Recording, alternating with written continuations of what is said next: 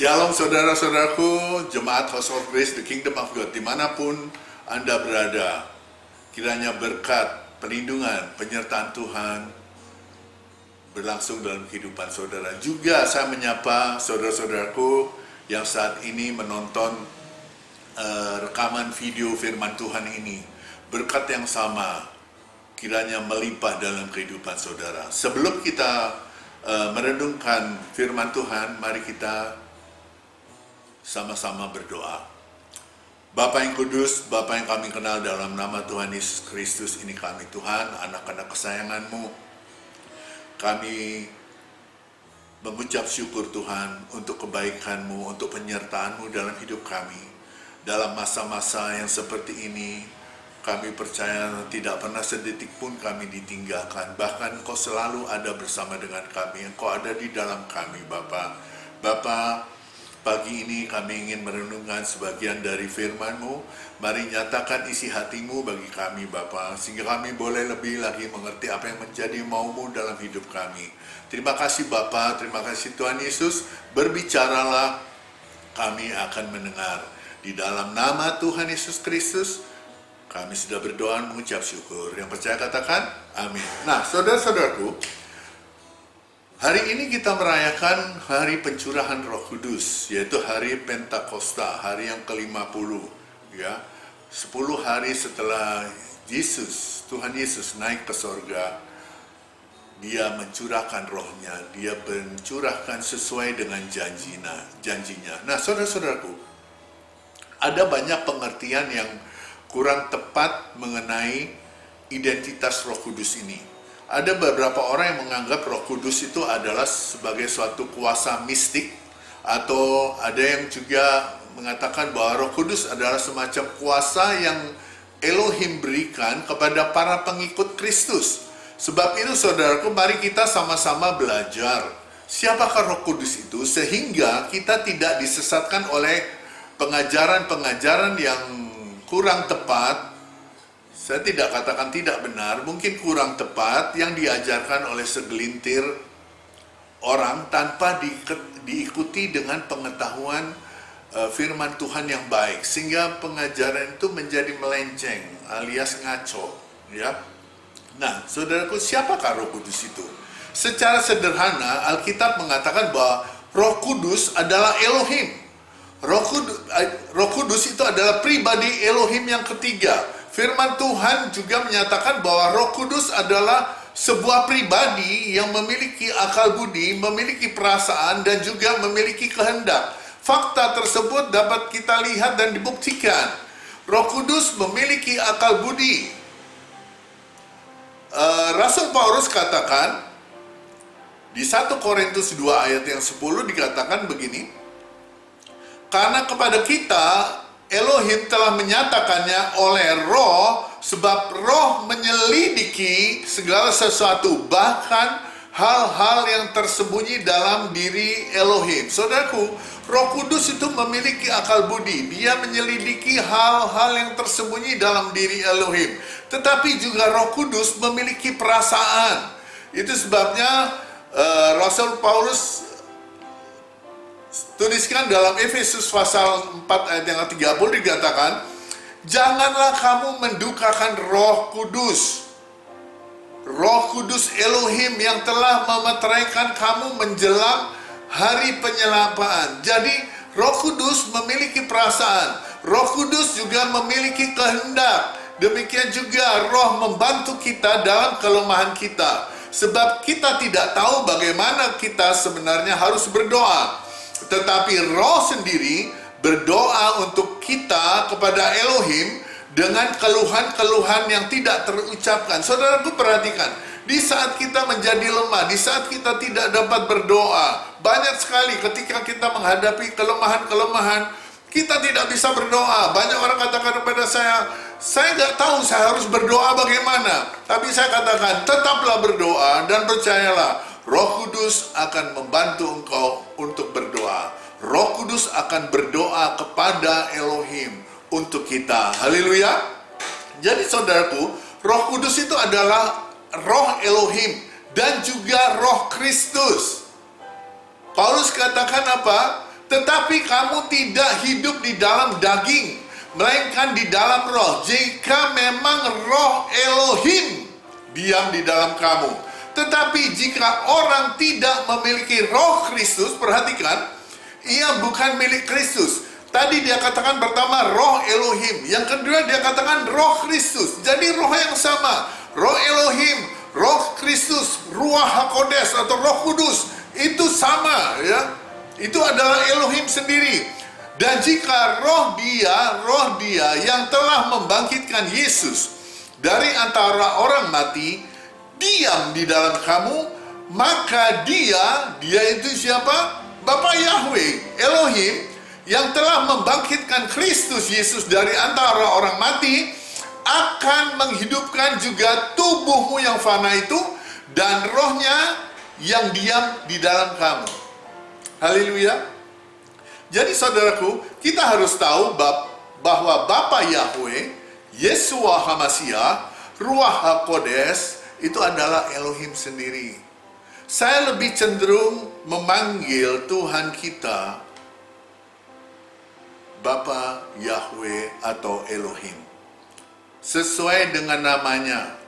Dia adalah Tuhan Abraham, Tuhan Ishak, Tuhan Yakub. Ya, Elohim Abraham, Elohim Ishak, Elohim Yakub. Mereka ini adalah orang-orang Yahudi. Mereka adalah orang Israel. Jadi Tuhan kita adalah Tuhan orang Yahudi juga, orang Israel. Yang mereka sebut dengan nama Elohim, Yahweh, Adonai. Itu bukan nama lain. Kalau misalnya nama Anda, nama saya Andre, saya dipanggil Ali, saya nggak mau saudaraku. Amin.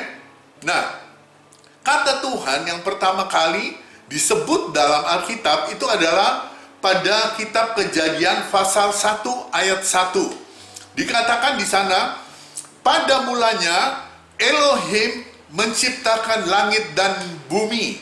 Dalam bahasa Yahudi, bahasa Ibrani dikatakan, Bereshit bara Elohim et hasyamayim fe et haaretz. Itu dikatakan Elohim, bukan nama lain, tapi Elohim. Mereka adalah satu dan juga diteguhkan oleh firman Tuhan di kitab Ulangan. Dikatakan begini, Shema Yisrael Adonai Eloheinu Adonai Echad. Tuhan itu Elohim, Tuhan itu Esa. Jadi saudaraku, dengar hai Israel, dikatakan dengar hai Israel, Tuhan itu Elohim, Tuhan itu Esa. Jadi Bapa Yahweh, Yeshua HaMashiach, Ruach HaKodes itu satu atau Esa. Nah, kembali kepada Roh Kudus. Dikatakan oleh Petrus bahwa jika engkau mendustai Roh Kudus, perhatikan, jika engkau mendustai Roh Kudus, itu berarti engkau mendustai Elohim. Ingat peristiwa Petrus dengan Ananias? Kita baca saja ya. Kisah Rasul pasal yang ke-5 ayat yang ke-3. Tetapi Petrus berkata, Ananias, mengapa hatimu dikuasai iblis, sehingga engkau mendustai Roh Kudus dan menahan sebagian dari hasil penjualan tanah itu? Ayat yang keempat, selama tanah itu tidak dijual, bukankah itu tetap kepunyaanmu? Dan setelah dijual, bukankah hasilnya itu tetap dalam kuasamu? Mengapa engkau merencanakan perbuatan itu dalam hatimu? Engkau bukan mendustai manusia, tetapi mendustai Elohim. Engkau mendustai Roh Kudus, berarti mendustai Elohim. Saudaraku, Roh Kudus memiliki atribut atau karakteristik Elohim. Dia itu adalah Allah Elohim yang maha hadir. Dia adalah Yeshua HaMashiach, dia adalah Ruach HaKodes sendiri. Dikatakan dalam satu firman Tuhan yang dinyanyikan oleh Daud, dikatakan di sana, kemanakah aku dapat pergi menjauhi rohmu? Kemanakah aku dapat lari dari hadapanmu? Jika aku mendaki ke langit, Engkau di sana, dan jika aku menaruh tempat tidurku di dunia orang mati, di situ pun Engkau. Itu lagu yang sangat terkenal. Kemanakah aku dapat pergi, menjauhi Roh-Mu Tuhan. Ku berlari mendaki ke langit, namun Engkau ada di sana. Saya kira saudara-saudaraku, kau tahu lagu itu. Lagu yang sangat indah. Dia maha hadir. Ruach HaKodes maha hadir. Dan dia juga maha tahu. Jika kita membaca pada 1 Korintus 2 ayat 10, kita akan menemukan kemahatahuan dari Roh Kudus. Karena kepada kita Elohim telah menyatakannya oleh Roh, sebab Roh menyelidiki segala sesuatu, bahkan hal-hal yang tersembunyi dalam diri Elohim. Siapa gerangan di antara manusia yang tahu apa yang terdapat dalam diri manusia selain roh manusia sendiri yang ada di dalam dia? Demikian pula, tidak ada seorang pun yang tahu apa yang terdapat dalam diri Elohim selain roh Elohim. Jadi saudaraku, jangan kita bingung. Mereka adalah Elohim. Elohim itu dalam bentuk jamak. Ya, jamak artinya lebih dari satu. Itu jamak.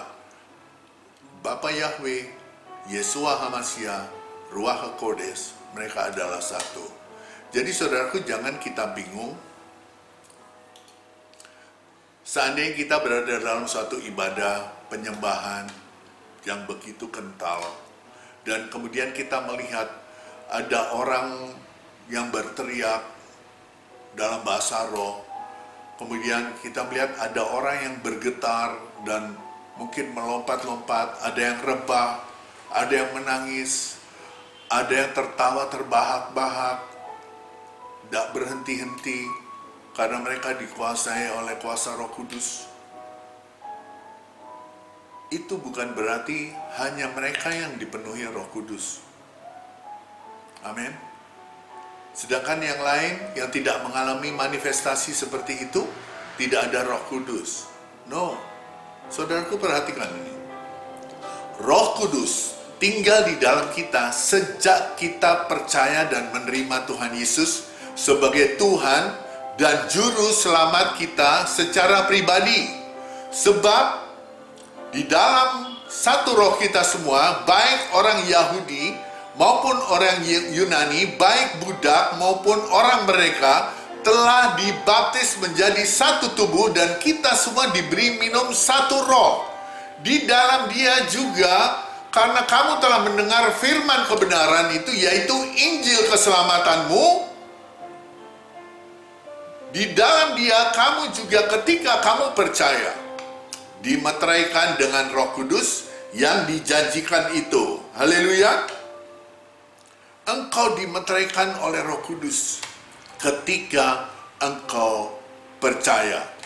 Dan Roh Kudus adalah jaminan bagian kita memperoleh seluruhnya, yaitu penebusan yang menjadi kita milik Elohim untuk memuji kemuliaan. Jadi saudaraku, ketika engkau percaya kepada Yesus, menerima Tuhan Yesus sebagai Tuhan dan Juru Selamatmu secara pribadi, Roh Kudus tinggal di dalam kamu. Amin. Jadi apa yang terjadi di atas itu, yang saya katakan reaksi orang-orang yang merespons kehadiran Roh Kudus, itu kadang-kadang begitu nyata.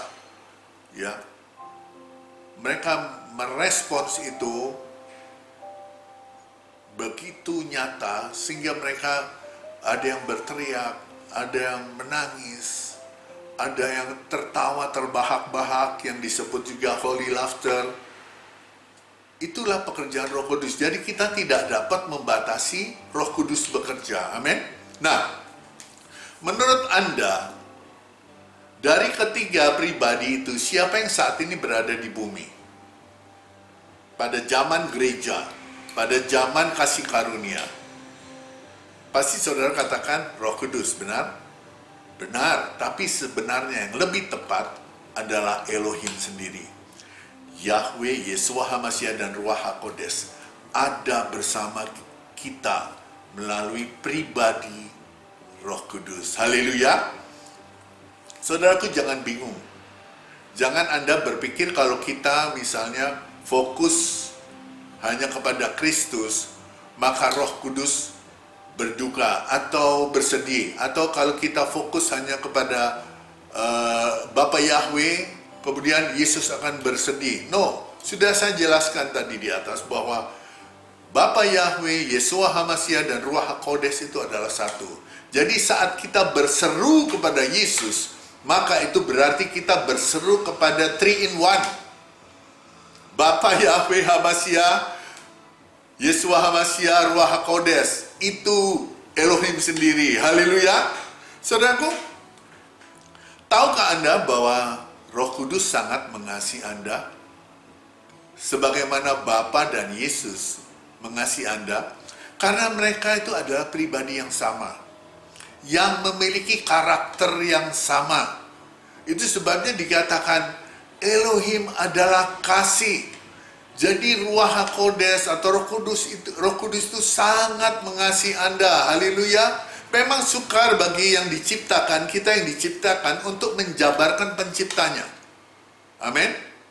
Tapi jelas dikatakan oleh Petrus bahwa Roh Kudus itu sangat mengasihi engkau. Haleluya. Kita baca dari Roma 15 ayat 30. Tetapi demi Kristus Tuhan kita dan demi kasih Roh, aku menasihat kamu saudara-saudara untuk bergumul bersama-sama dengan aku dalam doa kepada Elohim untuk aku. Dikatakan dalam terjemahan bahasa Indonesia dikatakan demi Kristus Tuhan kita dan demi kasih Roh.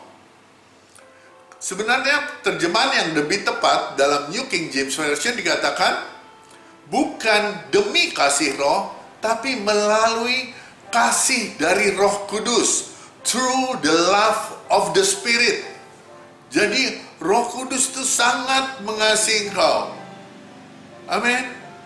Roh Kudus sangat mengasihi engkau, sebagaimana Yesus, Elohim, mengasihi engkau, demikian juga Roh Kudus mengasihi engkau. Haleluya. Pernahkah kita berpikir, saudaraku, atau kita merenungkan, mengapa Tuhan Yesus memandang perlu bahwa setelah dia pergi kepada Bapa, maka dia harus berikan Roh Kudusnya kepada kita? Mungkin kita tidak terpikirkan sampai ke sana. Tapi hal ini yang Tuhan berikan kepada saya. Tuhan Yesus melalui Roh Kudus ingin menyertai kita dan menjadi penolong kita selama-lamanya. Itu sebabnya dia katakan, sebelum dia naik ke sorga, dia katakan, aku akan minta kepada Bapa, dan ia akan memberikan kepadamu seorang penolong yang lain, supaya ia menyertai kamu selama-lamanya. Aku tidak akan meninggalkan kamu sebagai yatim piatu. Aku datang kembali kepadamu. Dia katakan, aku datang kembali, bukan kedatangan yang kedua kali, tapi dia datang kembali setelah dia naik ke surga. Dia datang kembali dalam wujud Roh Kudus. Amin. Untuk menyertai kita selama-lamanya, karena dia sangat mengasihi engkau. Dia sangat mengasihi kita. Itu sebabnya dia katakan, Paulus katakan, tidak tahukah kamu bahwa tubuhmu adalah bait Elohim, di mana Roh Elohim diam di dalam kamu. Dia ingin tinggal di dalam kita, dia ingin menyertai hidup kita. Amin. Sebab apa, saudaraku? Kita sudah dibeli dengan darah yang amat sangat mahal. Dia ingin selalu bersama kita, menyertai kita, memimpin kita. Dia ingin tinggal di dalam kita. Dikatakan to dwell. Dalam bahasa aslinya disebut oikeo. Artinya menempati, tinggal, bertabernakel di dalam kita. Itulah keinginan Tuhan. Kenapa? Karena dia sangat mengasihi kita. Dia ingin juga dia dapat membimbing dan mengajar. Jadi Roh Kudus akan selalu membimbing dan mengajar kita. Yohanes 14 ayat 26 katakan, Roh Kudus yang akan diutus oleh Bapa dalam namaku, dialah yang akan mengajarkan segala sesuatu kepadamu dan akan mengingatkan kamu akan semua yang telah kukatakan kepadamu. Jadi Tuhan tidak tinggalkan kita sendiri. Tuhan ingin dia selalu ada di dalam kita dan mengingatkan kita apa yang sudah Yesus katakan kepada kita. Engkau sudah dibenarkan oleh darah Kristus. Dan itu dia selalu ingin mengingatkan kita ketika kita merasa bahwa aku tidak layak di hadapan Bapa. Saudaraku, jangan menghakimi posisimu melalui perbuatanmu. Tapi hakimilah perbuatanmu melalui posisimu. Engkau sudah dibenarkan oleh darah Kristus. Tidak ada yang salah dalam hidupmu. Engkau dikuduskan sekali untuk selama-lamanya. Amin. Roh Kudus ingin selalu mengingatkan kita. Yang ketiga, Roh Kudus juga membantu kita untuk berdoa ketika kita mengalami kelemahan-kelemahan. Tadi sudah dikatakan dalam Roma bahwa Roh membantu kita dalam kelemahan kita, berdoa untuk kita dengan keluhan-keluhan yang tidak terucapkan. Roh Kudus membantu kita. Roh Kudus juga menginsyafkan kita akan dosa. Saudaraku, Tuhan Yesus tahu kita masih hidup di dalam tubuh yang lemah ini. Dan kadang-kadang kita tergoda untuk melakukan sesuatu kesalahan. Dan Roh Kudus selalu menginsyafkan kita akan dosa. Kita baca di Yohanes pasal 16 ayat yang ke-7 dikatakan begini. Namun benar yang kukatakan ini kepadamu adalah lebih berguna bagi kamu jika aku pergi. Sebab jikalau aku tidak pergi, penghibur itu tidak akan datang kepadamu. Tetapi jikalau aku pergi, aku akan mengutus dia kepadamu. Dan kalau ia datang, ia akan menginsyafkan dunia akan dosa, kebenaran, dan penghakiman. Jadi saudaraku, ketika Roh Kudus ada di dalam kita, dia akan selalu mengingatkan kita, mengajar kita, dan menginsyafkan, memberitahu kepada kita, hei, hati-hati, itu adalah dosa, itu tidak benar. Karena apa? Saudaraku, Roh Kudus ingin kita sempurna di hadapan Bapa, sebagaimana Bapa adalah sempurna adanya. Haleluya. Engkau tidak akan pernah bisa hidup kudus tanpa Roh Kudus. Engkau tidak pernah dapat hidup kudus tanpa Kristus di dalammu, tanpa Elohim di dalammu. Haleluya. Sebab apa? Roh Kudus menjadikan kita manusia baru yang selalu diperbaharui di dalam Kristus. Ketika kau menerima Yesus sebagai Tuhan dan Juru Selamatmu, dikatakan, siapa di dalam Kristus, dia adalah ciptaan baru. Engkau menjadi ciptaan baru. Tapi saudaraku, engkau masih hidup di dalam daging ini. Itu sebabnya Roh Kudus dicurahkan kepadamu untuk memperbarui hidup kita setiap hari senantiasa. Amin. Supaya apa? Supaya kita menjadi manusia baru. Kita tidak lagi tergoda dengan hal-hal yang jahat. Itu maksudnya. Nah, kita akan baca dari Injil, dari suratan Paulus kepada Titus, pasal 3 ayat 5, ya, dikatakan di sana, pada waktu itu dia telah menyelamatkan kita bukan karena perbuatan baik yang kita lakukan. Engkau diselamatkan bukan karena perbuatan baik yang kau lakukan, tetapi karena anugerah, karena rahmatnya, oleh pemandian kelahiran kembali, dan oleh pembaharuan yang dikerjakan oleh Roh Kudus. Jadi Roh Kudus mengerjakan pembaruan hidup kita senantiasa. Itu sebabnya Yesus tidak ingin tinggalkan kita yatim piatu. Dia ingin kita hidup tidak bercacat celah oleh kuasa Roh Kudus. Amin. Roh Kudus juga memberi kuasa kepada kita menjadi anak dan menjadi milik Kristus. Itu yang dikatakan oleh Paulus di 2 Korintus 1 ayat ke-22 dikatakan, dari ayat yang ke-21, sebab Dia yang telah meneguhkan kami bersama-sama dengan kamu di dalam Kristus adalah Elohim yang telah mengurapi, memeteraikan tanda miliknya atas kita, dan yang memberikan Roh Kudus di dalam hati kita sebagai jaminan dari semua yang telah disediakan untuk kita. Dan Roh Kudus itu adalah jaminan bagian kita sampai kita memperoleh seluruhnya, yaitu penebusan yang menjadikan kita milik Elohim untuk memuji kemuliaannya. Tetapi kamu tidak dalam daging, dikatakan oleh Rasul Paulus, melainkan kamu di dalam roh, hidupmu di dalam roh.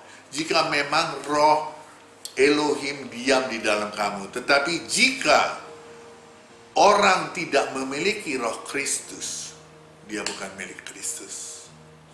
Puji nama Tuhan, engkau dibenarkan, dikuduskan, dan Tuhan kirimkan Roh Kudus untuk menyertai hidup kita. Haleluya. Yang terakhir, mengapa Tuhan memberikan Roh Kudusnya dalam hidup kita? Supaya kita menerima karunia-karunia Roh Kudus.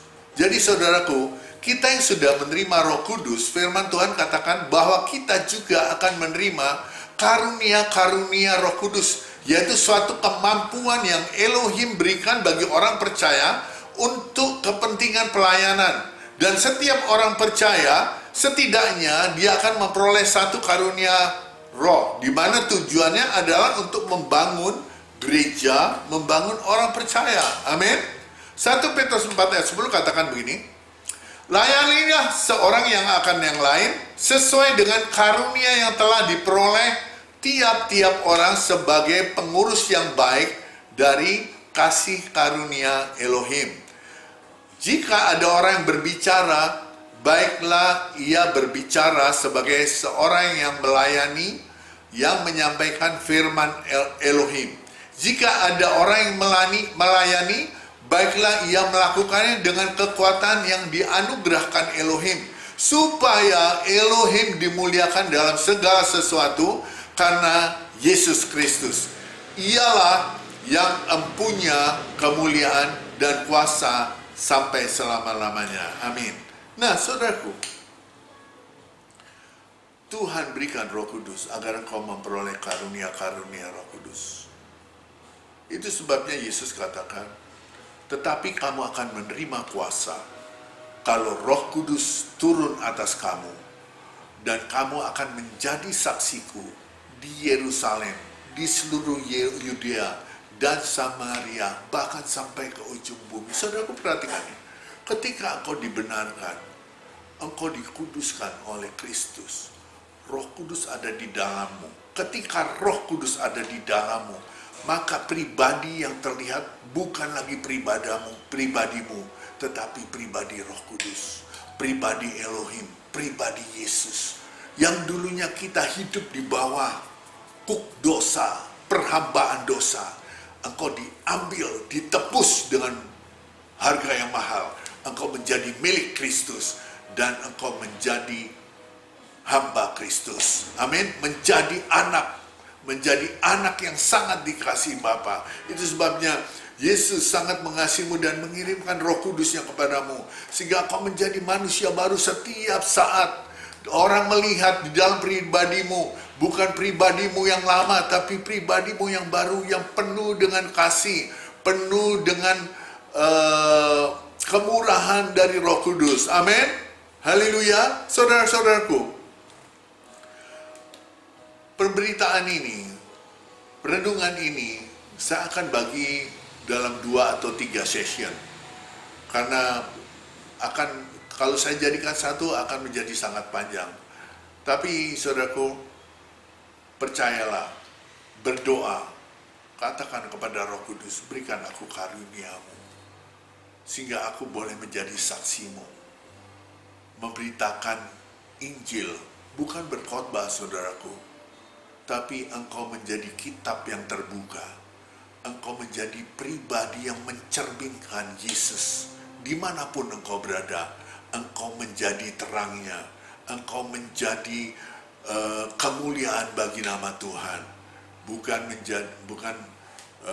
menjadi hal-hal yang tidak menyenangkan, tetapi justru membuat nama Tuhan dipermuliakan di dalam kehidupanmu. Amin, haleluya. Tuhan Yesus memberkati. Mari kita berdoa. Bapa, kami bersyukur untuk kasih-Mu yang begitu besar. Terima kasih Tuhan untuk isi hati-Mu. Biarlah Tuhan, Roh Kudus yang ada di dalamku menjabarkan lebih jauh tentang isi hati-Mu, sehingga kami boleh lebih lagi mengerti kehendak-Mu dalam hidup kami. Terima kasih Tuhan Yesus. Terima kasih Roh Kudus. Terima kasih Elohim. Dalam nama Tuhan Yesus Kristus, kami sudah berdoa dan mengucap syukur. Yang percaya katakan, amin. Saudara-saudaraku, jika Anda merasa diberkati oleh firman Tuhan ini, jangan lupa bagikan, share video ini untuk saudara-saudara seiman, teman-teman Anda yang lain, sehingga mereka pun boleh menerima berkat. Juga jangan lupa tekan subscribe, agar Anda dapat menerima video-video firman Tuhan yang akan datang. Tuhan Yesus memberkati. Shalom.